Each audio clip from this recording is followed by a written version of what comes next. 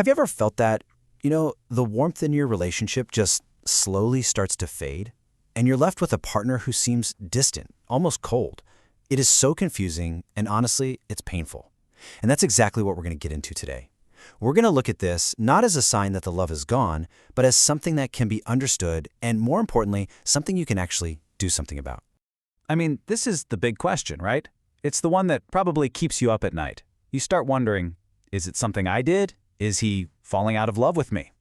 Well, the answer is often way more complex than that. And surprisingly, it might have less to do with his heart and a whole lot more to do with what's going on with his internal hardware and software. So let's dive in. And this quote right here, this is our starting point.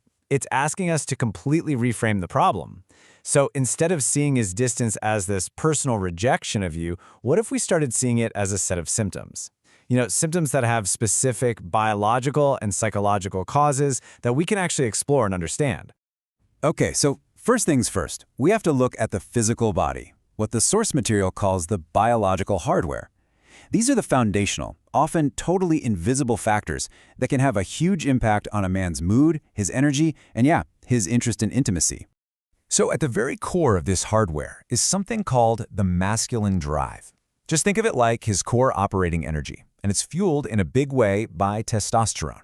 Now here's the thing, this hormone naturally peaks when he's around 25, and then it just begins this slow, steady decline. This biological shift is a really fundamental piece of the puzzle. And here is where that biological connection becomes incredibly clear. You can actually measure it. This slide shows a direct link between a man's waistline and his testosterone. So a waist 194 centimeters, that generally means healthy levels. But once that number starts to climb over 102, it's not just about his weight anymore. It can signal a serious hormonal deficiency that really impacts everything. So what does that deficiency actually look like in day-to-day life? Well, it looks a lot like the very coldness we're talking about. You see passivity instead of that drive he used to have, irritability instead of contentment, and a loss of interest not just in intimacy with you, but in his own goals, his own achievements. It's like a full system slowdown. And here's another biological factor that we rarely ever talk about in this context, his prostate health. A staggering 98% of prostatitis cases, which is an inflammation that can cause a lot of discomfort and irritability, are caused by E. coli. The research points out that regular intimacy actually acts as a natural way to promote prostate health. It's a crucial but so often overlooked part of a man's physical well-being that can directly affect his mood. And this brings us to a really crucial question. We almost always interpret his withdrawal as emotional, but what if its roots are purely physical? Let's look at another piece of that biological hardware, his cardiovascular system. This is what's called the pressure paradox. See, during intimacy, blood pressure naturally spikes. Now, for a man with healthy levels, this is no big deal. But if he already has high blood pressure, that same spike can cause headaches, shortness of breath, and real physical pain. It literally turns what should be a pleasure into a discomfort. And this right here, this is the psychological result. I mean, the brain learns very quickly to avoid pain. So intimacy becomes associated with discomfort. He subconsciously starts to pull away. Maybe he even avoids affection because it could lead to intimacy. His coldness, in this case, is actually a defense mechanism against physical pain. Okay, so we've looked at the hardware. Now let's switch gears and move to the psychological software. This is all about how a man's brain is often wired to process stress and emotion, which you've probably noticed can be very, very different from how a woman's brain is wired. When he's faced with stress, from work, finances, just life in general, the typical male response isn't to talk it out, it's to retreat inward. This psychological shell is his processing center. It's really not a rejection of you, it is his way of trying to solve the problem. Okay, this visualizes a key difference, and it's so important to get this. While you might experience this wide spectrum of emotions, from deep despair all the way to total ecstasy, men often operate on a much, much narrower band. And the crucial takeaway here is that his +3, that state of just calm contentment, is his version of genuine happiness.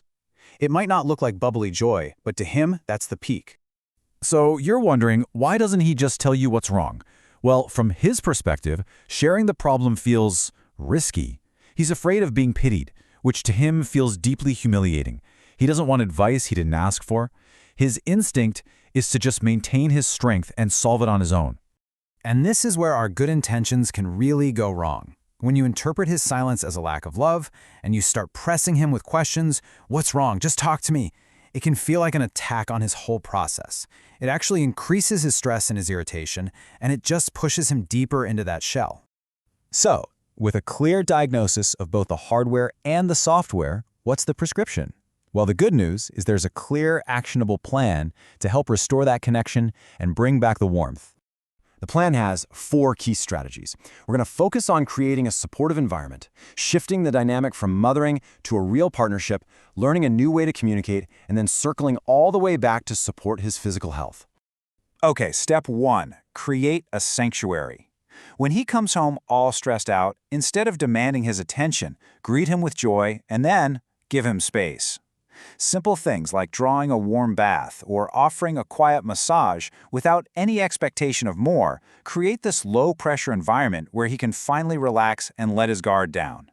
Step 2 is all about fostering a true partnership. And this quote, it just says it all, doesn't it?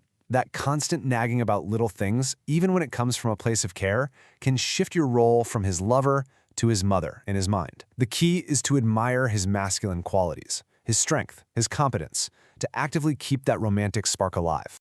Third, learn to communicate in a way that he can actually hear. If you need some reassurance, the author suggests asking for it directly, but just keep it lighthearted. It is also so vital to understand his language of love.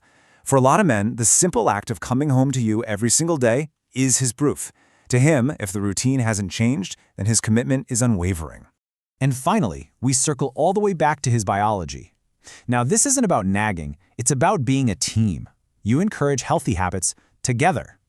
The author even suggests that practicing pelvic floor exercises, you might know them as Kegels, can be mutually beneficial, actually improving his prostate health during intimacy. It becomes a true win-win for his long-term health and your shared pleasure. And this brings us to what might be the most powerful takeaway of all. You have so much more influence than you might think. This quote reframes your role completely, not as a victim of his distance, but as the architect of the family's emotional atmosphere. You have the tools to literally design a new reality for both of you. And that leaves us with this final, empowering question. Understanding the biology and the psychology behind his coldness isn't just about knowledge. It's about giving you the blueprint to make a conscious choice. So what kind of atmosphere will you choose to build? You can find the electronic version of book She Who Awakens by Alina Chamberlain at wishforlove.org.